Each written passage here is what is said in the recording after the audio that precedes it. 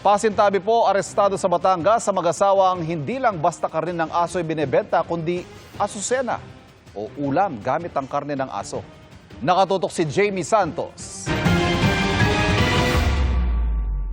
Nang makatanggap ng impormasyon ng Animal Kingdom Foundation o AKF, kaugnay sa mag-asawang nagbebenta umano ng karne ng aso sa Padre Garcia, Batangas, agad nagkasa ng test by operation ang AKF kasama ang pulisya. Gulat sila dahil pinagbentahan nga sila. Dalawang klase ng ulam, no? Isang adobo at saka isang dinuguan.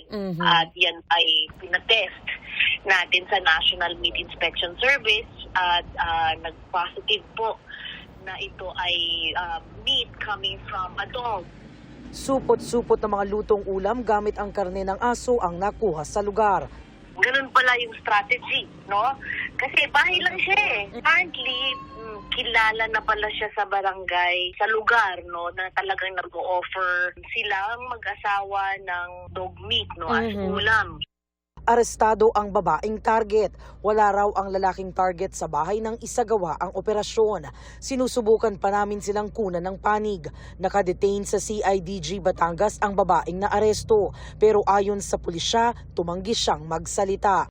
Sinampahan na ng reklamong paglabag sa Animal Welfare Act, Anti-Rabies Act ang mga suspect. Bawal na po ang pagbebenta ng karne ng aso, bawal po ang pagpatay at ang pagkatay po ng aso for human consumption. Ang risk for rabies ay napakataas, kaya ayaw po natin na sila ay ma-expose to rabies dahil nga po ito ay isang fatal disease.